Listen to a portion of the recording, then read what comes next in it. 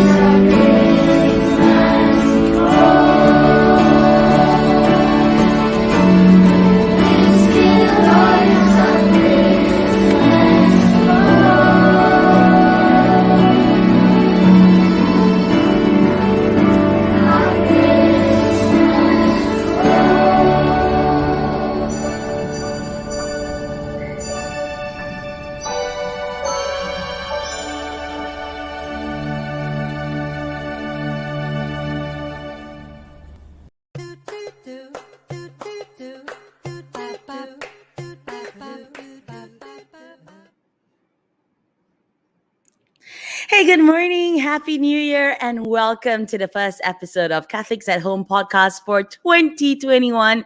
I am Mag and I hope you had a blessed Christmas and kicked off 2021 on a very good note. Now that video of those precious little children, well, they are from the children's choir from SIC Saint Ignatius Church in PJ, and the whole song is actually an original composition, and it's about how the children felt about Christmas 2020. Now, as always, thank you for joining us on the show. Don't forget to like, share, and always be part of the discussion as well by typing in your comments or opinions in the comments section below. But for 2021, I have a new requirement, okay, when it comes to your comments, okay? And it's actually really simple and it goes across the board as well. It's actually just to be kind, right? With so much that's happening around us this day, with the pandemic, with everything happening all around the world, I think the simplest way we can do something for someone is to simply be kind. And for us here is to be kind with your comments as well. Now, 2020 saw most of our year having us sit at home under the several stages of the movement control order. It could have been the MCO, it could have been the EMCO, the CMCO, the RMCO, whichever it could have been. It was caused by a pandemic, the COVID-19. And while the economy took a really bad hit during this time, the people itself, right, we all suffered the impact of the movement control order as well. Now, I know that we speak very openly about how it has affected us as adults, but there were consequences on the lockdowns or of the lockdowns on children as well, and we hardly ever spoke about the impact of the lockdowns on our children. And that's why, to kick off 2021 bright and nice, we're going to be talking about our children. We want to shine a light on the impact of the lockdown on our children. And joining us today is Dato Dr Amar-Singh HSS. He is a senior consultant pediatrician with over 35 years of experience. He spent most of his years as a child advocate and has won awards for the work that he's done. Now, he also serves as the advisor for the National Early Childhood Intervention Council and the National Family Support Group for Children and People with Special Needs. Yeah. So before we start discussing the topic of today or for today, let me bring on my co-host, the one and only Father Clarence Devadas. Good morning, Father. How are you today? Happy New Year. Happy New Year, Meg. Did you have a good holiday? Did you have a break? Yes, I did. Much deserved one. With family? What about you? Your immediate family? Yeah, that's nice.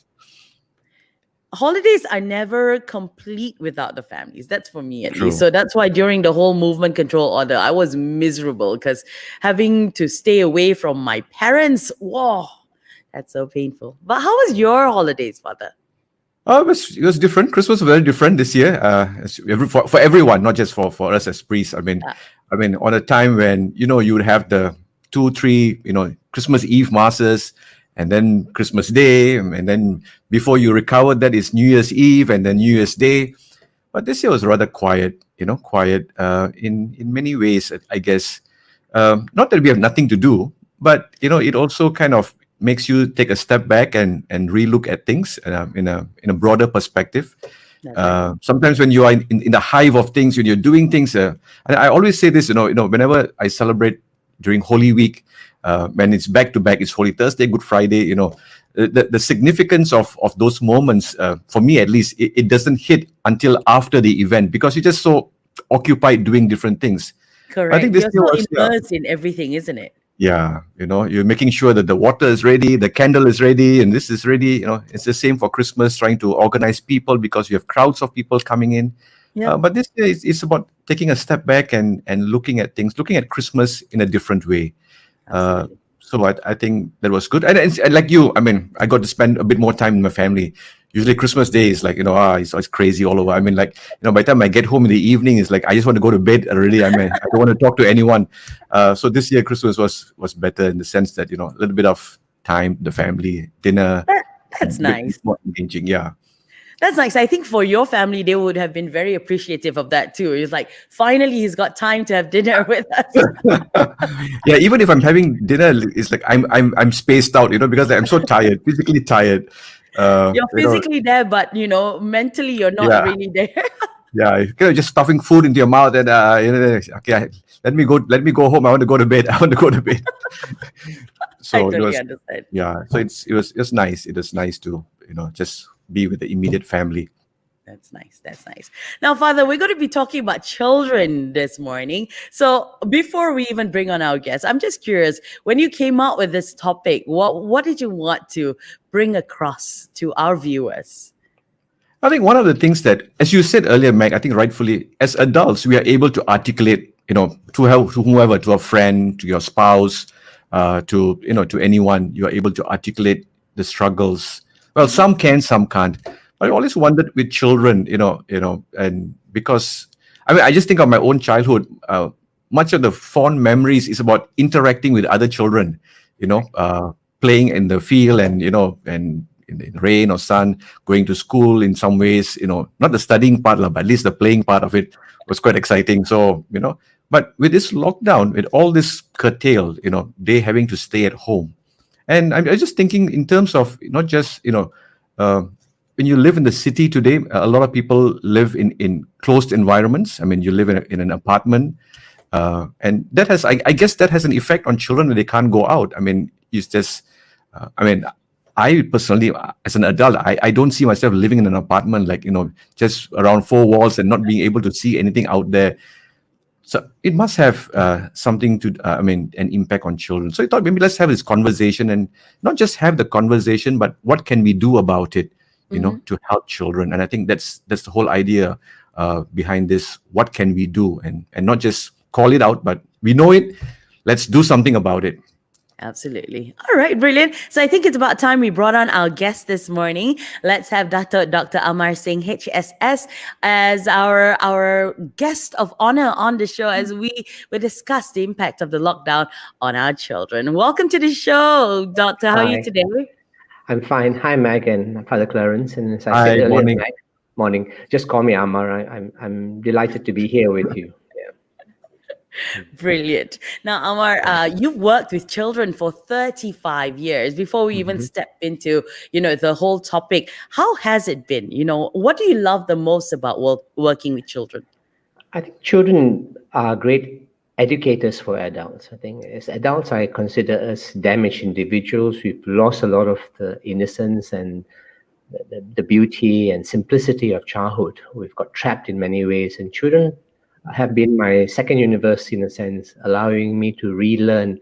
I've been impressed with their courage, especially when they've had serious chronic illnesses or been disabled, and I've been, on the whole, challenged by them to relook at how I live, to come back to a more simple, more meaningful place in life. They also speak the truth quite quickly. We tend to camouflage the truth quite a bit. Another nice word for lie, but we tend to couch our words where children speak what's on their mind quite a bit. So I've enjoyed children very much. I enjoy also their unconditional love that they express to many of us. Wow. I've always looked at pediatricians like a little bit of a magician, because as adults you can articulate what's happening to you. You can tell there's a pain here. With children, it's amazing that you are able to to be able to diagnose, to be able to treat when they're not able to. So you're a bit of a magician to know these things. That's partly true, Father Clarence, but also with children, what you see is what you get. Whereas with adults, quite often it's a secondary gain. I've got ache and a pain here, when actually they don't really tell you what's their real problem. They just want an MC. That's right. We're all guilty of it. Yeah, children, the moment they bounce back, they bounce back. They don't want to carry on. There's no secondary gain generally with them. So, there is some difficulty with the very young ones trying to figure out what's wrong. But I like the fact that they're very quick to respond to care and recover, and so that's a lot of fun to work with them. Of course, there's pain as well in children who we can't rescue or who are chronically ill. Yes. Absolutely. That's brilliant. You must love it so much because, doing it for 35 years and, advocating for children, that shows your passion and your love for what you do. So thank you for doing that for all our children here. Now, this morning, we want to talk about the impact on the lockdown. So we've all had our share of dealing with stresses during the lockdown. It could either be a mental issue or our well-being financially, but what about children? How has the lockdown impacted our children? I think as parents, we don't normally think about that part of things, isn't it? Yeah, I'll maybe talk about this in two parts. Maybe the first part talk more the organic impact, and the second part talk more about the emotional impact on children. And I think one of the problems we face, all of us face, is that, I've been saying for many months, this is a marathon we're running, not a 100-meter sprint. But the problem with this marathon is that it doesn't seem to have an end. Yep. We can't see an immediate finish. I don't know anybody in the audience has run a marathon, but I ran one when I was young, a 28-mile marathon. Wow. And it was very tough. The last couple of miles were phenomenally difficult, but we knew there was an end, so we could manage that marathon. So I think this has taken a toll on all of society and all of adults. So adults have become less hopeful, insecure about the future. Many people have lost jobs. We become, hopelessness in a sense. And children listen to us and they've taken on board some of these things. But if I talk about the concrete impacts, I think the impacts are very different to different segments of society. All of society has been impacted, but some segments of society have been impacted more severely. If I take the one that worries me the most, the poor, and when I mean the poor, I mean, those who are in poverty or push into poverty. The Merdeka Center suggests that 5 to 8% of the public is now been pushed into poverty in this last 1 year.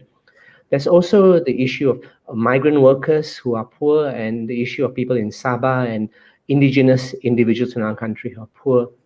So if we take this whole bunch of poor, we're looking at collectively about 40% of our children living in these families. That's about 4 million children, 3.5 to 4 million children living in this poverty. And these people are looking at food security. I think many of those in the audience today won't be struggling so much with food security, but these people are looking at food security. I like the recent UNICEF study looking at inner city problems, that was done, I think, in September, October. And about 40% of people are struggling to know when their next meal is going to come. And I think so. This is one impact. The impact on the poor, they've lost their jobs, they've lost the support that they normally get from community. And so we're going to increase malnutrition in this group of children. At present, our malnutrition rates are about 8% in school. I'm sure they're going to go up. So that's one group that worries me, and I would like to bring more support to them. The second one, I think all of us have been impacted, is education. In a sense, children have gone on an education pause button, I call it. We've lost school for many months, and the effect of that is many children not so interested in school anymore, not interested in education anymore. Again, from the UNICEF study, 1 in 5 children don't want to go back to school, which is worrisome to us long term. Some people say it's okay, you can do digital, but a large, almost I think 800,000 sample size study by MOE, Minister of Education in May, showed that about 40% of children don't have a digital device. Yep. And so there's a segment of population who can't manage. Only 15% have their own personal computer, and the majority the rest use their handphone, quite often probably their parents' handphone. So we may say study at home, but it doesn't work out for a sizable proportion of our population. So this freeze of children, leaving them at home and not in school, as Father Clarence talked very rightly about, loss of friendships, there's regression in ability, there's a loss of interest in school, and we're going to have a major struggle to get them back, and you have to relearn. It's not as though you can just pick up for where you stopped off. You probably have to maybe redo some parts of your education. And then there are many others. I worry of those children who are trapped at home. Child abuse is fairly common. I would say at least 10-15% of the entire population suffers sexual or physical abuse. And numbers have reduced this year because children are not able to report them. They're stuck at home, where much of the abuse happens is intrafamilial, most of the abuse. So they can't go to school, they can't tell their friends, they can't tell their teachers. And so these children have no outlet. Some of us, we've got 4 walls to struggle with, like Father Clarence said, but at least it's not a bad 4 walls that we're in. but these children are children who have no respite from the abuse they are in. I could go on and maybe say two more areas that perhaps I'll talk about. One is this collateral mobility. Uh, I generally don't like this word collateral, but it's a useful word here. While we have very few children who die from COVID-19, and I thank God that it's mild in children, but when we look at what's happening to the rest of children with illnesses, many of them actually have difficulty now getting the care they had in the past. Our health services are swamped looking after COVID. Hospitals have become at-risk places. So people come later. Children get, a downgrade in their quality of their care. So a lot of children with chronic illnesses are going to get, not the same quality of care that they used to get perhaps even a year ago. And finally, one that I am concerned about, we've started dropping the number of children that we give birth to. A lot of individuals have decided not to get married or not to have a child, which is perhaps a good decision at this time. But we've noticed that we already have a 6% drop in our total births.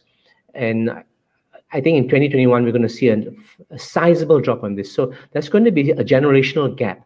We're going to see a major drop, perhaps even 10, 15, some people estimate 25% drop in births overall. And this is going to impact us long terms in terms of the services we provide, the education facilities, employment needs. So that is going to be something that we're going to face 20, 30 years down the road.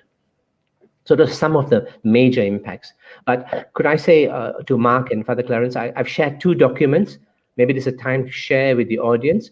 One document that I wrote recently is on all the impacts, not just the ones I mentioned, but others. And the second document talking about what we can do about it in terms of resilience of the family. And if Mark could share the links right now, people could download that and look at them at their leisure. Thank you. I think those documents will also be shared on our Facebook page. So for parents watching, you can actually go and check it out later as well if we're not able to project it right now. In the meantime, if you are watching and you've joined us from wherever you may be, if you have a question for Dr. Amar this morning regarding children and how to help your children during this whole lockdown, please, feel free to comment in the comment section below, and we'll get right to that. Yeah. In the meantime, Amar, I guess the impact of the lockdown is grave indeed on our children, isn't it? I mean, most of the time we only look at the fact that we don't have time for them, but there's so many different angles that we didn't even realize that was there, and I think especially when it comes to children who are raised in a very abusive family, that's going to be, wow, I can't even imagine. So yeah, it's something for us to all consider. Now, for a lot of parents, trying to figure out things between work and house, I think, we're all guilty about overlooking our children and how this is affecting them. And I think even when it comes to education, we just leave them, okay, you do your online classes or you do your lessons and I'll work, kind of thing. We don't even think about how much they're losing out on the fact that they've not been in school for about 8 months. So how can we notice, or what are the signs and symptoms that we can look out for in our children? Yeah, maybe I'll take a step back and say that, we've been never before, I think, with such an opportunity where we've all been thrown together for so long. Yeah. In a sense, it's a wonderful opportunity where we could get to know each other, as we talked about earlier about, I think, Fred Clarence getting to know his family again, and you, Mac, enjoying how rich it is to get home and meet up with family. So we have the opportunity. But sadly, quite often, this closeness that we have creates friction, and the distress that parents are experiencing because of their struggles with COVID, partly their emotional struggles, but also their financial struggles that many parents are going through. So children tend to listen to us. I notice that children have a cleaner, a better listening spirit than we do. They hear more clearly. Adults, I think, always have got damaged spirits, and we rationalize with the mind rather than listen with the spirit. So children take on board our fears. We may say everything is fine, don't worry, but our heart is saying something else. We should listen to our heart rather than to our words. So I think the impact is different for different ages. Let me take perhaps the youngest, the under fives. And in this age group, I think most children who are distressed right now will act out. They might have a bit more temper tantrums, they'll be more clingy, they want more attention from their parents, they're more fussy. That's the kind of things. And parents may say, get irritated with them, but not recognize that these are signs that their children are sensing the disease in society and in the family and showing it by their own behavior. Of course, there could be sleep problems and feeding problems because children are not happy. And for some children, perhaps the slightly older ones, they might even bedwet when they have previously been dry before. When you go to the ones who are in the school, primary school or secondary school, then you probably see more articulation of it. They might be more expressive in their anger and say things to their parents that the parents might hurt their parents. They, of course, may have more mood swings. Whereas the younger ones show it by their fussiness, the older ones might actually show it with actually anger or maybe depression or maybe isolation at times. And I think the important thing to look at any behavior change, especially a change in their relational behavior with you, if they isolate themselves or don't want to mix with the family, that's not a good sign. Again, sleep problems are there, and eating problems been recognized all over the world. Either not eating enough or eating too much, both are a problem. And lastly, for this group, perhaps disinterest in school, a loss of that. All this is not just because of being cloistered with the family, but the whole loss of friendship in school that we talked about. For adolescents, I think there's additional elements besides the one for school going. And I believe that for adolescents, we also should think about any suicide ideation that's going on in them, any substance abuse that might happen, and anything that might suggest what in medical terms we call psychosomatic symptoms, which means your body expresses symptoms of your disease, like you may have always be suffering headaches or tummy aches and stuff like that. Because in this group, I think they experience the insecurity almost as severely as the parents would. A lot of the adolescents that I've talked to have expressed fears about the future. The loss of the future is something that impacts them greatly. So basically, all that I described about these three groups of children are two features. One, which is the features of stress, and the second one, the features of depression. And so that's the features that we should look for in our children. Wow. I kind of wonder. Sorry, yeah. As you were speaking, Amar, I mean, Yes. We're talking about everything going online. I mean, I'm looking at it from a perspective of an adult. I spend a lot of time now, looking into a screen like this morning. I mean, I find at the end of the day, like I'm kind of spaced out because of just this kind of online engagement. And I'm sure, like children, okay, those who are able to, at least in urban areas, who have got stable connections, I mean, they can do online classes and Sure. and also realize that when parents are working from home, the best babysitter would seem to be to put them something online, to give them a gadget or so you see a sudden kind of the amount of time being spent online with children has kind of got tremendous. I mean, not just school, but because you cannot engage with other children, you end up playing games on the computer, or to keep you quiet, I guess you just give them, please just go ahead and play whatever. How does that impact, the social skills of children in the long term, in terms of, I mean, I was talking to Meg, one of the exciting things is going out to play with other children, and now it's so different. How do you see that? I mean, in terms of the impact on children? Father Clarence, I had a similar childhood from you. I grew up in a ruralish community. Television only entered my life at about 6 or 7. I remember. Even then, it was black and white Lucille Ball, and we didn't watch it very much. But you play football in the rain, and you fly kites with your friends. That kind of things were my childhood, and I think they were very formative for creating relationships and friendships. I've done quite a few studies pre-COVID on screen time in children, and I am very concerned about this. One study I did on 2-year-olds, where we asked for 24-hour recall from parents about their children's screen time, and it was 8 hours. So 2-year-old in Malaysia that was a 4 years old study, spent 8 hours a day on a screen, quite often unsupervised with internet access. Wow. So that's an 8-year-old 3-4 years ago. Today, fast forward, I think almost everybody is on the screen 24/7 except when they sleep, kind of thing. And even then, their sleep is disrupted because we don't have a proper routine nowadays when we're at home. So I think the screen is one of the worst babysitters you can even consider. I think it's a negative babysitter. I won't even consider it an adequate babysitter. If your screen is talking to your grandma, that's different.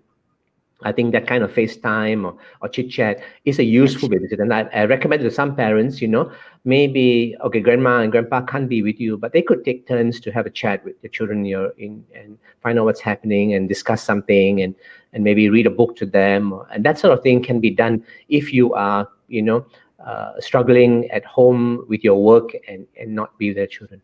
But generally, I recommended no screens. Except for the bare essentials, which is very difficult for parents. So screens generally negative impact on children. We want to bring them into their lives later, not early, definitely not in the first 5 years of life. And this is something that we have not grown as a community. And unfortunately, COVID has exacerbated this. Yeah.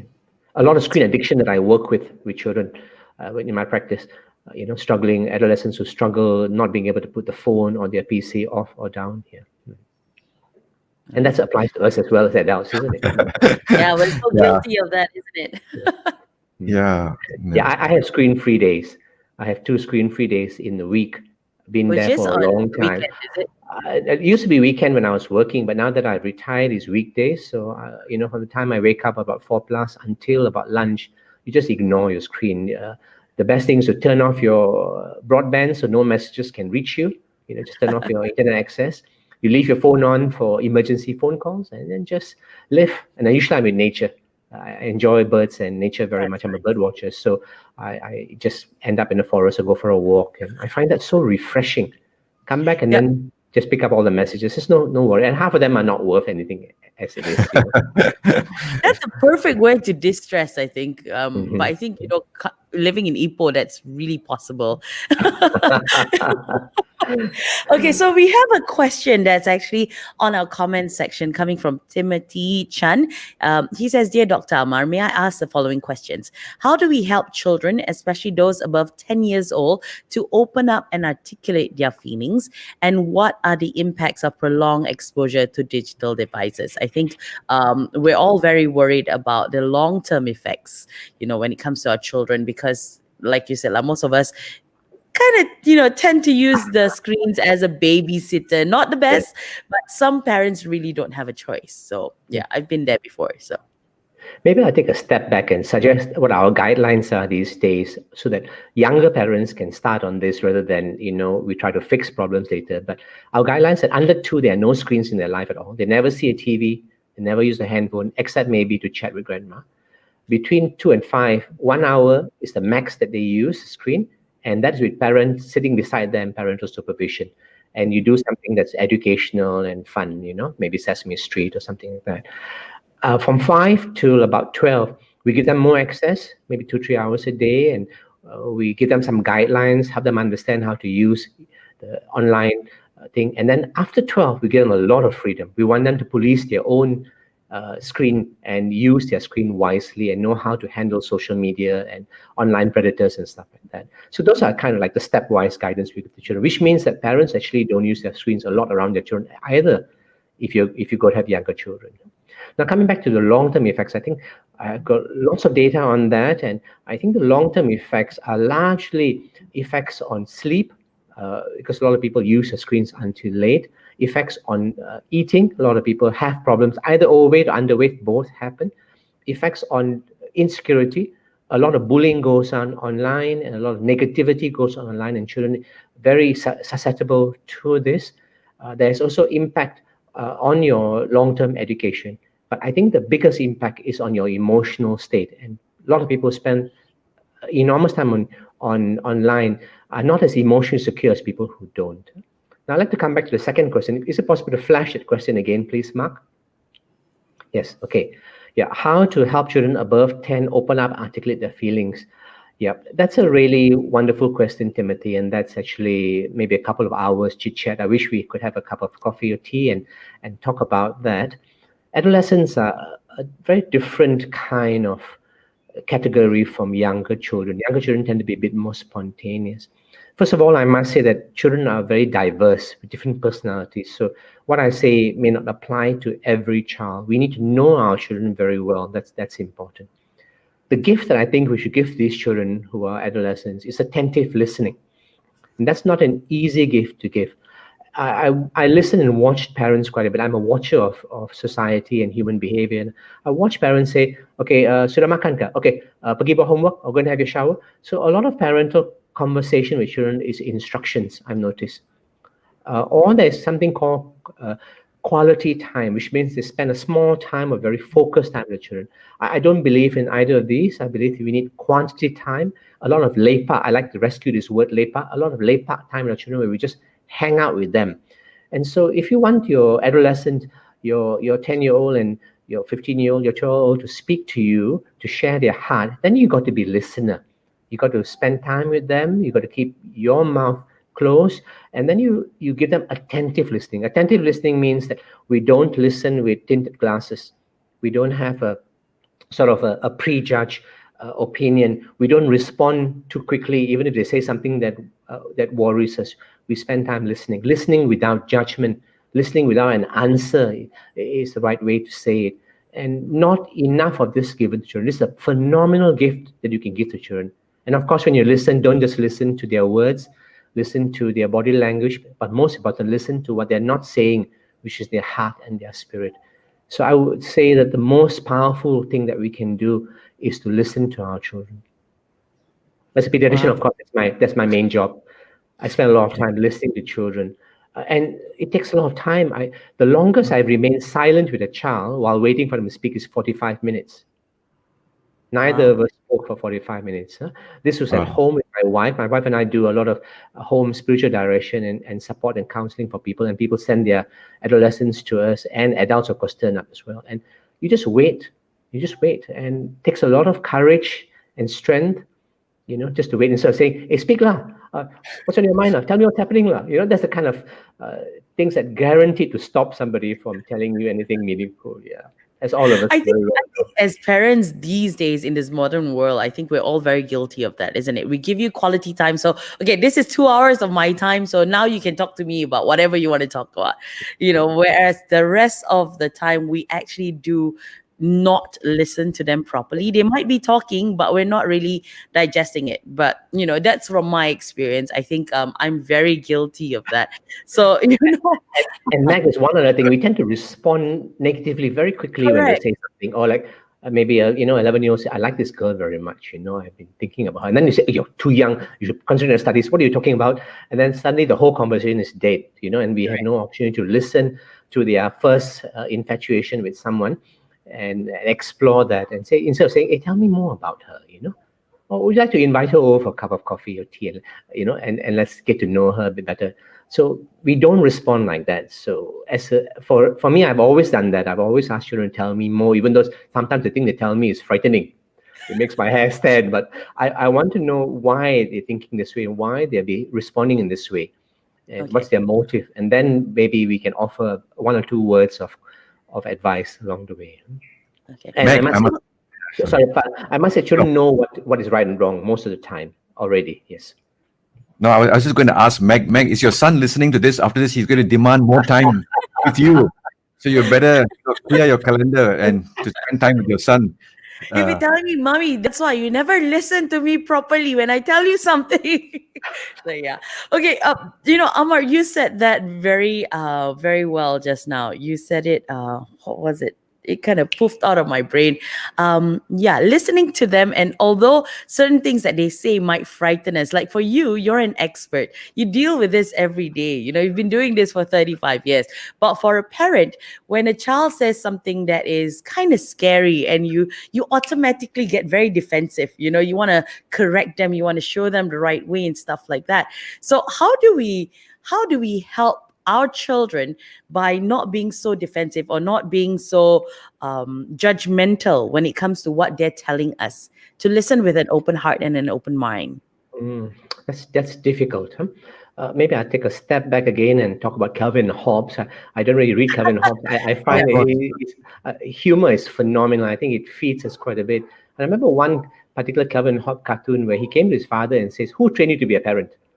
And then the father said, "Nobody," and then, "No wonder you've done a messed up job with me," kind of Oh, thing. And no. I think that is the problem. Most of us have parents, have almost no training. We follow the pattern of our father and our mother, and that may not be the best role models to have followed. I've had to unlearn a lot of the negativity of my parents. I want to keep their positivity, of course, the good things they gave me, but a lot of the negative parenting. So again, I've been trained by children. I don't think medical school trains you for this at all. And a lot of self-help books can put the dustbin because they give you a 10-point plan, which is meaningless. You're dealing with an individual in front of you, another human being who's so complex and diverse. And you can't say, "I understand you from my childhood," or stuff like that. They're so different from us. So I believe that as parents, we are on a journey to change. For children to change, parents must change first, and ongoingly, of course. And many parents bring their children to me expecting that I would fix their children, when actually I'm talking about how the parents should actually move forward, change who they are. So a lot of it is changing our home environment, making it more secure, making an environment which is an oasis of peace is what I like to use, the words I like to use. So a secure place where children can then voice their fears, their dreams, their darkness, their hopes, all there. Not an easy thing to do. So it's a learning curve. We're going to make mistakes. Don't worry about the mistakes. Learn from them and move forward. And Meg, I've lost the key question. Would you like to articulate it again? I'm old as well. Yeah. Okay, my question was, how do we not be so defensive or not be judgmental when it comes to comments or whatever they're telling us that might scare us? Because I think as parents, we're also very guilty. Like, okay, I've been there, I've done that.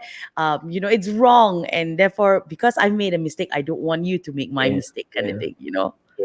Yes, I agree fully with you, Mac. We don't want to make mistakes, but how else if we learn? I sometimes when I give a talk, I start off by describing all my recent failures, because I find that I learn enormously from my failures. I seldom ever bother to remember my successes. They're very, very transient. I smell the rose, give it to God, and move on. Whereas my failures are the ones who actually I remember. Sometimes they haunt me. I have to work through them to see how I will not do that again. So if I failed a friend, then I learn very much about friendship and trust and the issue of that. So we can't remove all those hard knocks from our children. We sometimes need to stand by the side, almost with our hands in our mouth, frightened, yes, that's right, and be there for them. The biggest failure is not that our children make mistakes. The biggest failure is they grow up to be people that we don't like, that are not very pleasant individuals. I think that's a bigger worry for me. So maybe take a deep breath when the child says something that frightens you, and maybe have one or two stock phrases that you can say. Tell me a bit more about that, or what made you think like that or respond like that? I'd like to hear a bit more about that. So something like that to buy you some time, so you won't say, "Why you did that? That's horrible. Don't ever do that again." So we won't have that kind of rapid, quick response. We all grew up with that, I guess. I wanted to just come back to a little bit about something you said earlier, and maybe, and you have been an advocate in terms of, and you were speaking a lot about this lockdown, in terms of how we do this lockdown. Now, this morning I was just listening to something over breakfast, and the speaker was talking about different stages of lockdown, in order to control a pandemic, and he was referring to a 6-stage plan, different stages, and you have been an advocate, writing quite a bit. When we started the lockdown, this author says that we imposed all 6 at the same time. We went on a complete shutdown, including schools, and this is alluding to what you said. I mean, and studies seem to show that the infection of COVID among children it happens, but it's not as prevalent as among adults. Yes. I'm going to call out the elephant in the room. Do you think it was a wise thing to shut down schools? Looking at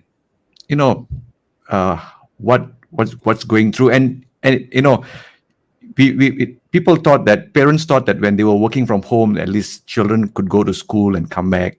There's all this misconception about how do we manage this. What are your thoughts? I mean, you know, yeah, Uh, just, uh, Father, yeah, Father Clarence, I'm still in a undecided, not fully committed state because I believe you're in a learning curve, and you to judge something that we did, many months ago is difficult. We've learned quite a lot. If I, for example, share some data with you from that I've just reading a few days ago, which just came out from the UK Education Department, and it shows that children are less susceptible, and children don't get infections very much outside, but when they come home, they seem to be more a spreader than okay, adults.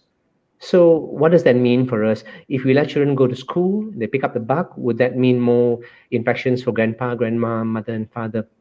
So in fact, they showed in UK the teachers have 300 times the rate of COVID-19 infections than the average public. Obviously implying that children are in school are spreading it to their teachers. So it's a difficult judgment. In fact, that will be the judgment going to be made the next couple of days. I think as we look forward to whether we'll have another severe MCO or whether a milder MCO. So I don't envy the people who are trying to make decisions. Many of us do believe we like to get back to schools, but I've heard lots of stories from parents saying the SOP in school is a mess. There's nothing much. In some schools, they're very strict. In some schools, they are not. So if you could become like Japan, where, if you look at a Japanese school, their SOPs are phenomenal. Brilliant. Yeah. Brilliant. You could almost eat in the toilet. That kind of quality of hygiene and level. In fact, the children come and cook their own meals and stuff like that.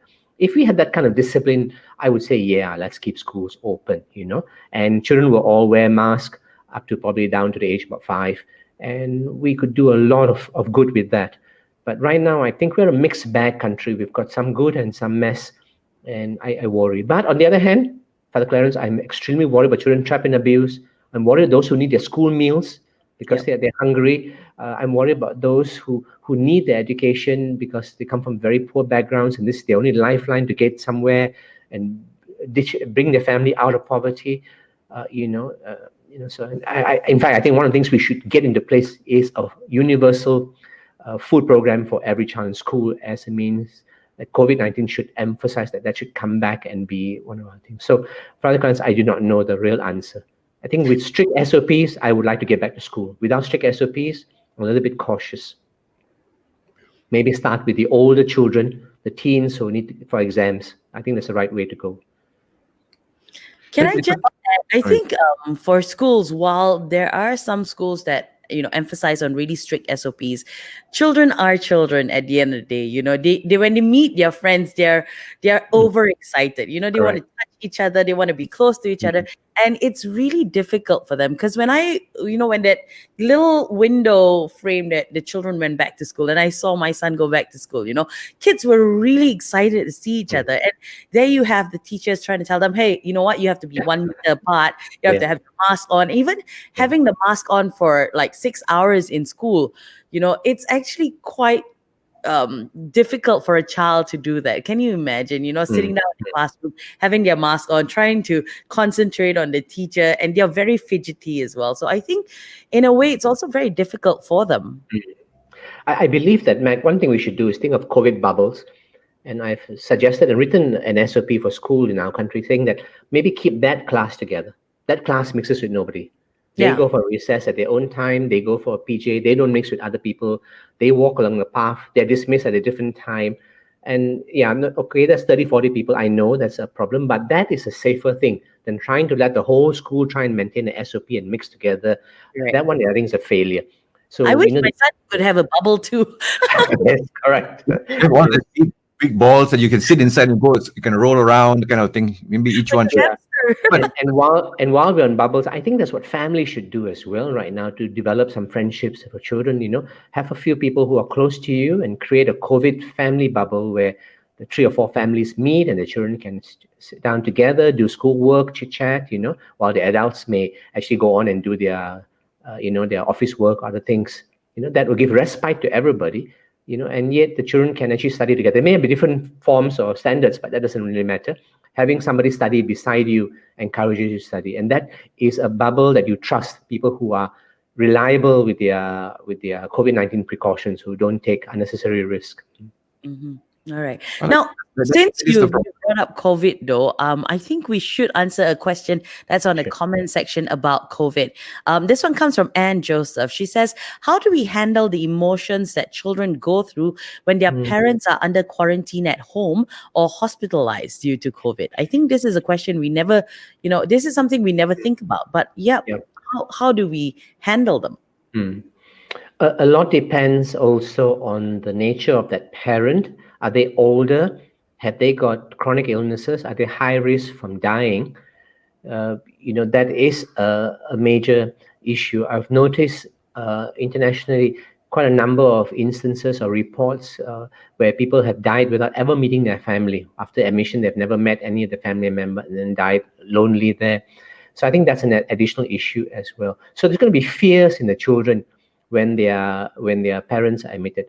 What I do with children when they are fearful is I'm honest with them. I don't think we should ever lie to children. We should tell them the truth. So we should tell them, yeah, this is COVID-19 is serious.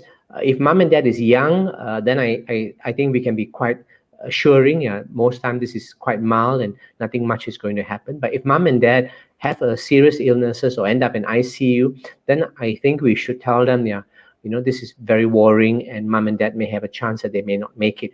In which case, I think we should really work with the health department to offer them an online intermittent link, perhaps daily or twice a day, where they can see their parent, perhaps in some form communicate, so that they have opportunity to be with them at this crucial time. Not easy, but whoever's with the children should not falsely reassure them. I dislike this thing that everybody people say, oh, don't worry, everything will be okay. I never say that to children. I think that's not a healthy thing to say. I think we're all guilty about that. I think it's time that we change that phrase, isn't it? Yeah. Very often we just always say, don't worry, everything will be okay. But the truth is, if things don't be okay, then how do you explain, especially to a child?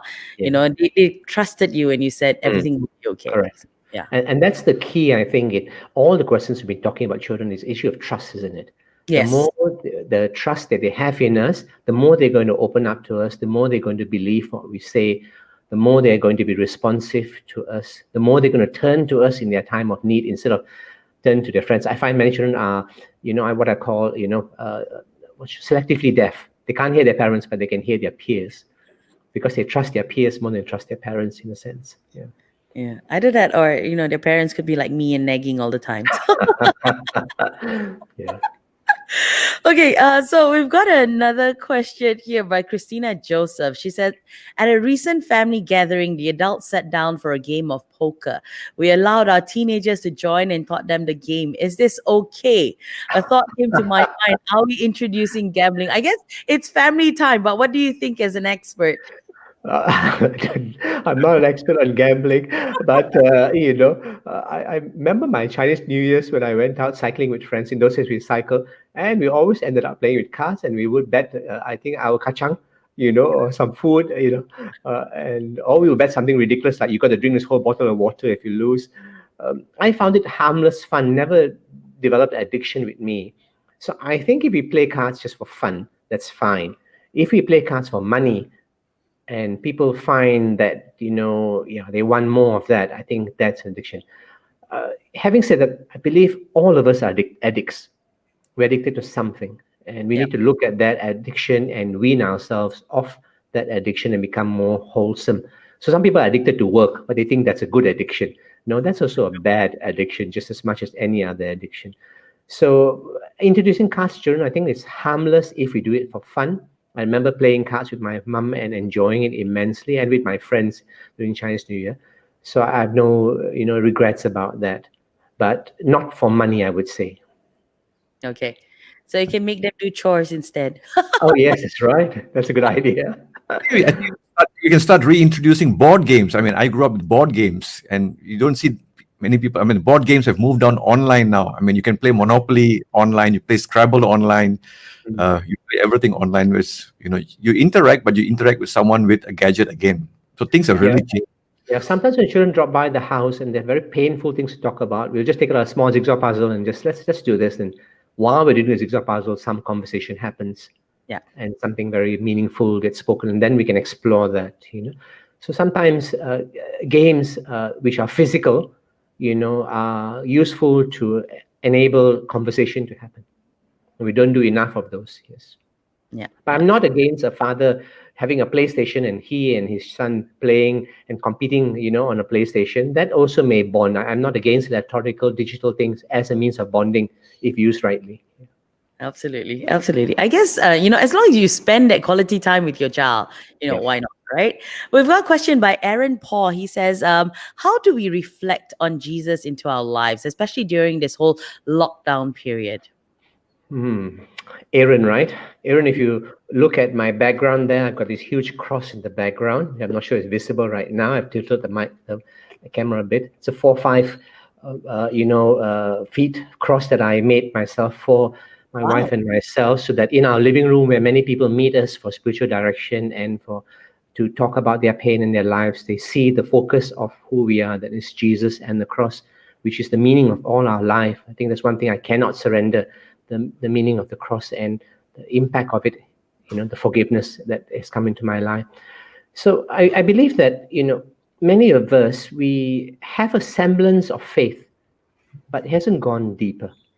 I often use this word intimacy. Intimacy is not a word that's damaged so much as the other words. And we know what intimacy means. Imagine if you want to be intimate with your wife or your husband, and all you do is you spend a bit of quality time once a day with them, or you turn to them when you're in trouble. The rest of the time, you kind of ignore them. That's not a sign of intimacy, really. That's a sign of just using someone. And many of us in our relationship with Jesus, we tend to do that. We tend to turn to God when we are in distress, or we tend to give God a small portion of our time. What I've done with my life, my wife and I, what we've done, we've taken a step back very early in our life when we were struggling, burnt out as doctors, losing our direction. We took a step back and we spent a lot of time in silence with God. As the psalmist says, be still and know that I am God. We looked very hard at Jesus and we recognized that quite often he also ran away from everybody into a quiet place to be silent with the Father. So we spend a lot of time silent. So we tend to sleep early. We tend to wake up very early, about 4+, and then we tend to spend time in silence with God, where we don't think, with our mind. We don't feel with our emotions. We listen with our spirit, and our intention is to be attentive to God, to give God attentive listening, and listen to what God is saying. And when we do that over time, slowly, we hear how much God loves us, and this permeates our entire being. And this, I think, is something that then overflows into the rest of our lives. So I like to say that that's what we should do during this lockdown. We have the opportunity right now to turn off our devices, to just be silent with God. It's not an easy thing to do initially. It requires some amount of perseverance. I've described it briefly inside the notes that I've given.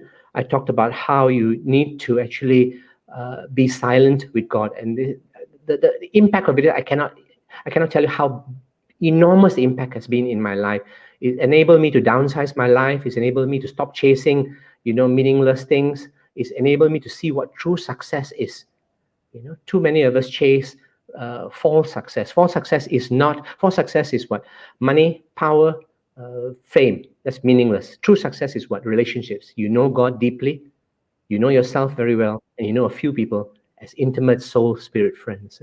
So I like to say that COVID-19 inadvertently may give us a gift to take a step back and dwell in the presence of God, dwell in the embrace of Jesus, and there maybe discover ourselves as much as we discover God. That's lovely. That's so brilliantly said.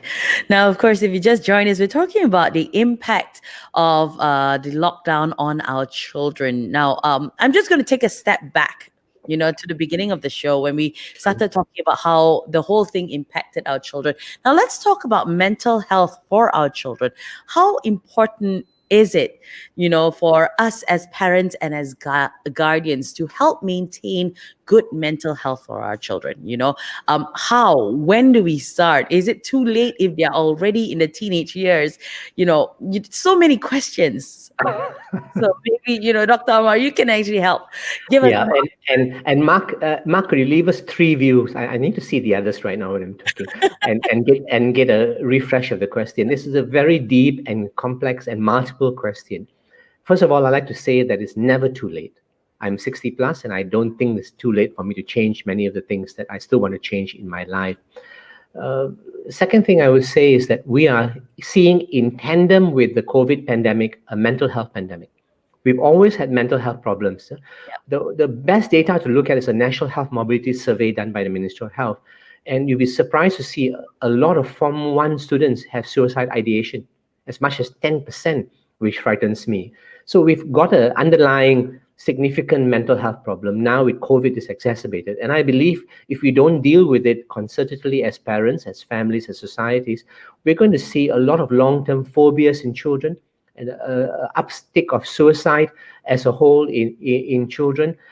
And, long-term children are going to be, what shall I say, they're not going to live for the future, they're going to live for the moment, because this time has been so bad. Why live for future when, another horrible future may come? So better live for the moment. So those two things, I think we're having a mental health pandemic, and it's never too late to change. So the way to move forward is to become heartful. Now, the Buddhists have this lovely word called mindful, but it's not here that you're mindful. It's down here in your heart that you're mindful. So I prefer using the word heartful. We need to be heartful. We need to be present to the moment, present to ourselves, present to God, present to our children, present to the moment, in a sense. And in that moment, I think we can see more deeply what is happening. Our children also need to learn how to do this. What I was talking earlier about sitting in silence, I would recommend that we as a family do that. I've trained many families over the years in my workplace, whether they know Jesus or not, to sit down in silence together as a means of deeply listening to each other. Silence actually is the first language, actually. It's a deeper language than words. You can hear each other better. I had a 10-day silent retreat with 12 friends, and I never got to know them so well, except that we did not talk and was in silence together. So I recommend that, spend some time being together in silence, be heartful to each other, and be present to the small moments in our life, which are very, very moment. A small flower, a simple thing that somebody said that was very meaningful to explore.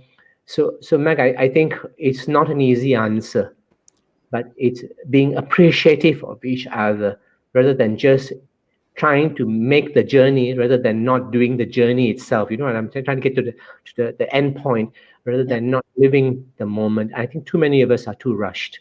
Step back. At work, I always have time. I used to work 12 hours a day, but I always got time. I found that my primary job is to be listening to everybody. So people came and interrupted me constantly, and I was delighted because I was there for them. Then they can go and do the rest of the work, which is carrying all the children in the department. My job was to be the counselor, the listener, the person you can come and cry with, the safe person that you could talk with. And I think that's our role as family members. We need to be God with skin on, in a sense, to use an expression. We need to be God with skin on for people so that they can come, get a good hug, cry, know that things are safe, that, you can carry on despite having this failure. And we need to show them. So being filled with our own love is enormous, because you're going to be drained every day. Which is why every day I spend a lot of time being filled by God's love, so that I got some love to give away. So you're talking, just to Meg's question about mental health. We are at this kind of a crossroad at this time, or there's a lot of talk about another MCO. We're not sure. There's a lot of speculation. And earlier you said you can throw away all the self-help books, the 10 points and all that. I'm going to ask you, if we do go into a similar kind of like lockdown, what are the 3 things that you will tell parents to do for their children? If we go into a kind of a strict lockdown, the top 3 things to pay attention to help children through this process. Well, that's very tough. Dr. Clarence, 3 things. I've got so many things. Again, I would suggest read the article on resilience, where I've suggested 10 measures that we can take. Not a 10-point plan, but 10 changes in a life. Okay, that's one. Read the article. No. I don't think. I like to keep the 3. I think one of the things I like to say is maintain a discipline. Now, this word discipline is malaligned. We think of shouting or hitting somebody as discipline, but discipline actually, to me, is a framework, a trellis, a way to blossom your life. So create a framework at home. Fix your sleeping times, Fix your screen time so they're limited. Fix your meal times. Create a framework around which that you can blossom as a family. So these things are things that you keep, so that it's something that creates a routine from you. Routine develops and helps security. The second thing I would say is actually spend time, as I mentioned earlier, in silence as a family. Sit down and if you cannot and you're struggling because you're restless, then maybe close your eyes and just breathe. Concentrate on your breathing. Breathe God in and breathe out your fears and your insecurity and your restlessness. And the third thing is spend time together doing things which are not screen based. It could be cooking, it could be a board game, as Father Clarence mentioned. It could be working in the gardens, going for a walk in the neighborhood. Even if there's a strict MCO, you could still sit in your garden and look at things, explore your garden, and so on. So I think perhaps these three things as the top of my head is. Yeah, just think to create a kind of a routine, a discipline of routine. I think that's a very thing. Time with one another, and do things together. And I think, in the midst of all this, we need. I think that's a nice takeaway. Look into. And I just recall that during the strict MCO, I think one of the things I did was the routine. I still came into my office, even though my room and my office is just about 25 steps away. The temptation is to stay in the room. I kind of got up at the same time, did regular things in the morning, and still came into office. And I think that helped me a lot, actually. That really helped. Yeah, and I think it's something that parents can take away, things that they could do that you will not find in a self-help book. This is Dr. Amar's personal experience.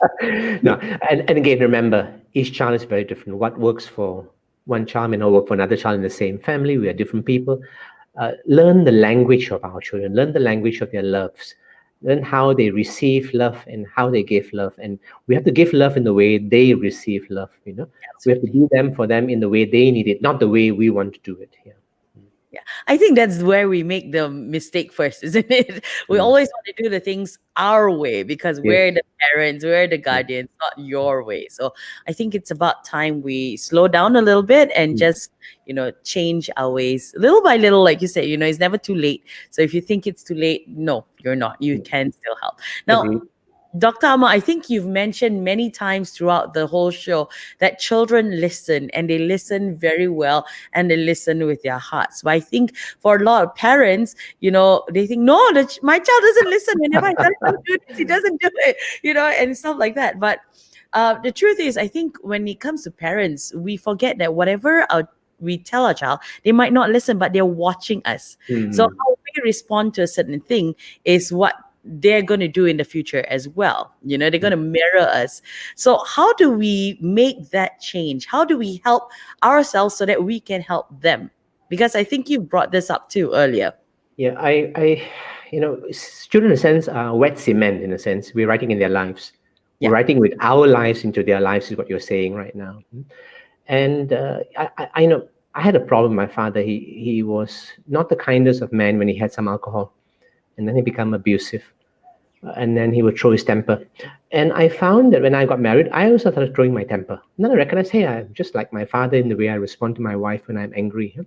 And that's something I imbibed unconsciously without even thinking about it. I had to unlearn all of that, And so we don't recognize unconsciously how much we pick up from our parents and our siblings as well, for that matter.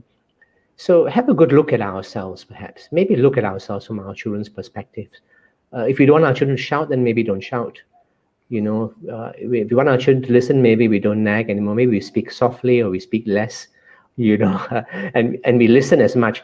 If we want them to admit they fail, maybe we should be prepared to admit that we fail as well. I'm sorry, I made that mistake. I was wrong. You were right. I don't think very many parents are prepared to say that to their children, but that's a very powerful thing to say to your children, because then they learn that everybody can be failed. So I think walk the talk is what we are saying here right now in our lives. Extremely difficult to do. I believe that if both husband and wife are together in this, then it makes a lot of sense. They can support each other, and they can actually help each other move forward. But quite often one spouse is carrying the burden of the parenting, and the other one actually has neglected it, which makes it difficult. Ultimately, I want myself to change if I want children to change. I want Jesus to give me all the fruits of the Spirit. And that is something that I can then give my child. Having said that, not every child is going to change. Yeah. And there are going to be occasional children who I've told parents, this is nothing that you have done bad. This is just a particular personality who's warped from childhood and will have to look for help. And then I want to say, in that case, look for professional help. And Father Clarence, even your idea of mental health, there are children who are struggling severely, look for professional help. Have a support system where people can come in and give you the support you may need. Brilliant. Okay.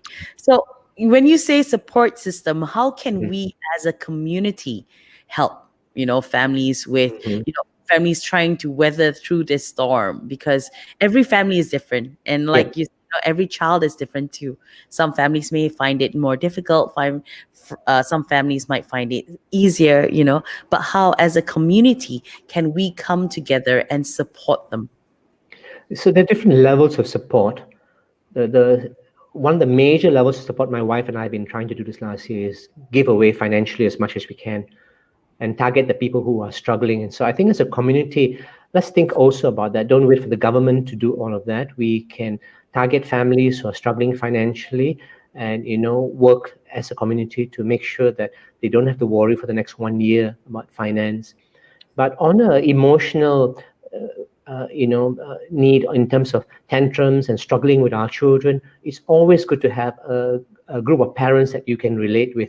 This may have to be online, could be a WhatsApp chat, or could be a group that meets on Google Meet or something else, and there discuss how best. Recognize that parents are also experts. All of us have our failures, and those educate us, and we can share that in knowing how to support our children. Sometimes that doesn't really work, and what you need is one confidant, one other mother or father that you can actually pour out your heart with. And, their job is a lot to listen to you, but also perhaps clarify for you what you need to do in the future. So I think both the physical support as well as the time that we make for each other to listen and not too quickly give glib answers, but listen and offer experiences from our own failures. That's brilliant. Okay, we are about to end the conversation, end the topic this morning. I want to thank everyone who's actually posted lots of questions. I think one summarized question that I can take from every person on our comment section is about screen time. So we're going to go back to that screen time and ask you a final question from our comment section, Dr. Amar. Parents want to know, parents actually spend a lot of time on their screens as well. And this kind of influence their children too, So, how do we help that? And do you have any tips? Because some parents don't even have the time to take away from their very busy schedule and babysit their own children during that time, and we don't have a choice. We give them our screens. So do you have any suggestions that we can not easy, and I fully agree with you, Mac, that this is a crisis, not just in Malaysia, but much of the world. A couple of years ago, I spent some time in Sikkim with my wife, and the children had no screens at all, zero. Oh, the children are phenomenal. They talk to us, they laugh a lot, they played a lot. Oh, I wish our children could go for elective to that poor country and learn. So there are times we need to use our screen as adults. There are times we do not need to. We don't need to read all of COVID-19. Maybe one day we look at an update, that's it, okay? We don't need to look at every WhatsApp message or Telegram message or whatever. So we use our screens for our work. After that, perhaps cut it off. We don't need to watch every television program or Netflix movie or stuff like that. So maybe limit your screen time. Have a discipline for yourself about your screen time as an adult. So then the rest of the time you're free, okay, with your children. The second thing I'll suggest is try and create initiatives or mechanisms where your children can do things which don't require you while you're working with your screen. So think of activities that they could do. And again, I want to suggest one of these things that we can do is cooperate with other parents and create a COVID bubble. So then the children can be together and the parents could be doing their thing. They could be in the same house that's being used, all the parents and children are there together in the same house, but children could be doing a different activity. But in your own house, you could dream up things. You could get children to do some painting, some writing for you, some things that are meaningful and entertaining. And of course, you got to pay attention when they finish to that. Most of us recommend that we work in spurts at home. You work for 20 minutes, 30 minutes for smaller children, and then take a break, 5 minutes, 10 minutes with them, and then go back.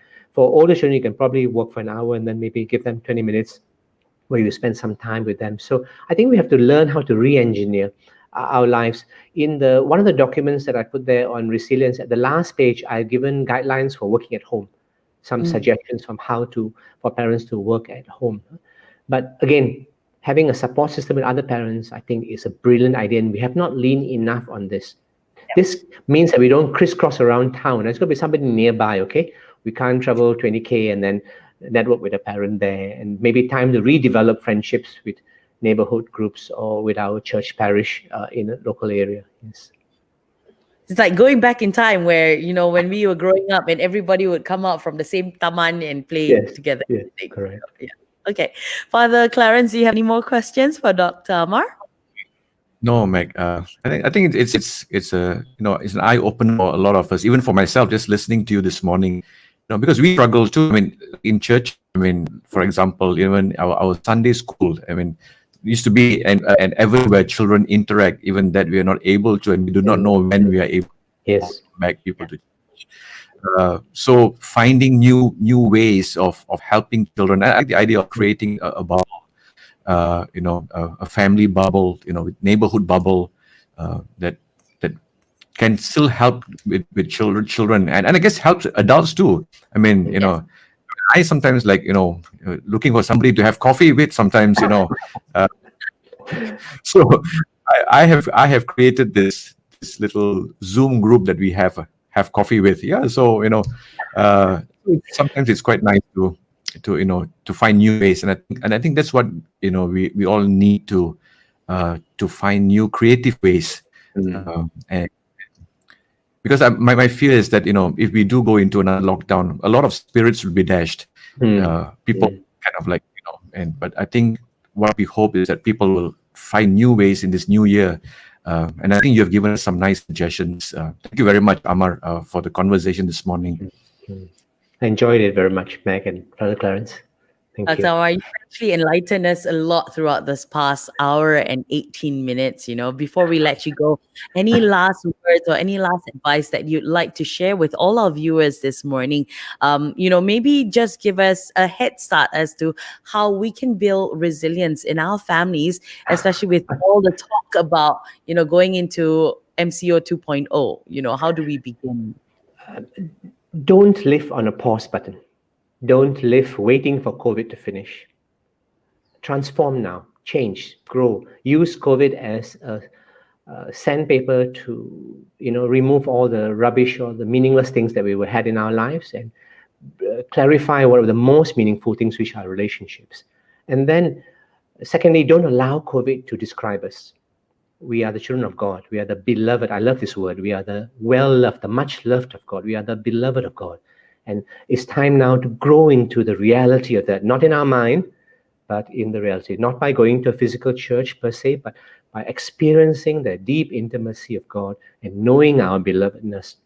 So I think these are the inadvertent gifts of COVID. I hate COVID, but I recognize that this can also be used to transform us. So don't wait. Use this opportunity to move forward. Don't despair. God is with us and will see us through this. Absolutely. Brilliantly said. Thank you so much, Amar, for joining us this morning. We truly appreciate everything that you've shared with us, especially as parents. Wow, there's so much we need to do and so much we need to work on as well. So we're going to wish you a pleasant weekend ahead. Thank you once again for joining us on Catholics at Home, and continue doing the great work that you do for all the children everywhere. Thank you. Thank you. Have a nice day. So there you go. Dato Dr Amar-Singh HSS. He's been working with children for 35 years. That's a lot of years to be working on children. And, he's actually given us pearls of wisdom that we can use as parents. And I think, Father Clarence, you've learned a lot too, isn't it, from him? Yeah, I had a lot of questions, and this morning I think this conversation has helped clarify. Because when parents ask us, sometimes I feel very incomplete to be able to answer many of these questions. And I think, it's given us much food for thought too, as to what we can do. It's like you said, if we do go to MCO 2.0, maybe this time we are more prepared, we're a bit more resilient as to what we can do. Definitely. All right. So we are at the end of the show, but just before we leave, we would like to remind you, don't forget to like and share this video, and also share it around so that more people can learn a little bit about, the impacts of the whole lockdown on our children. And I think we've answered quite interesting questions throughout the show as well. So let's help each other in our community too. Also, I think, Father, we would like to talk about your podcast that you're working on this year. Yeah, so I'm also trying to reinvent ministry, reframing my thoughts as to how to reach out to people. This is one. Catholics at Home has been one aspect. Yeah, so I've kind of tried to reinvent myself a little bit.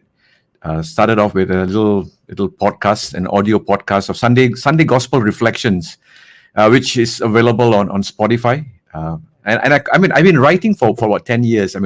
I call my blog Preaching and You Were Sleeping. I guess that's what most people do when you're in church, when the priest is preaching. Guilty as charged, Max. Don't worry. So I call that Preaching and You Were Sleeping. So it's an audio podcast. You could go to Spotify and look for it. It's also available on Google Podcasts. And I think it's coming up also on Apple Podcasts soon. It's waiting for the approvals to come through. So I'm also trying to find things to do and trying to reach out to people and to keep that ministry going to the Word of God, to be able to reach out to people. So So this is my plan for the year. Is it already available, or will it be available? Yes, it's already available on Spotify. I just started with the first Sunday, last Sunday.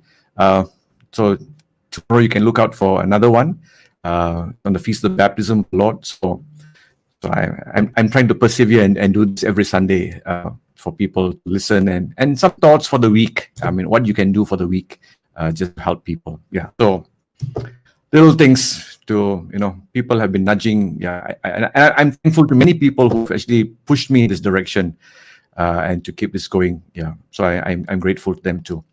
That's brilliant. Congratulations on the podcast. Woo! And Mag, you also collaborate a little bit. People will begin to hear that too. Just a little bit. So do look out for do go to Spotify and check that out. And if you have suggestions on how I can improve it, I'm quite new to I'm quite used to blogging as in writing things down, typing. If you have some suggestions that you could offer to help me, do let me know. You could send us a comment. All right. And speaking about suggestions, sorry, Father, we lost you a little bit. Thanks for giving me this little ad time. Now, also speaking about suggestions, we are welcoming your suggestions as to what topics we should speak about on Catholics at Home podcast as well. Just send us a PM and we will consider your suggestions too. Also on Facebook, we've created a page. It's called Willing Hearts.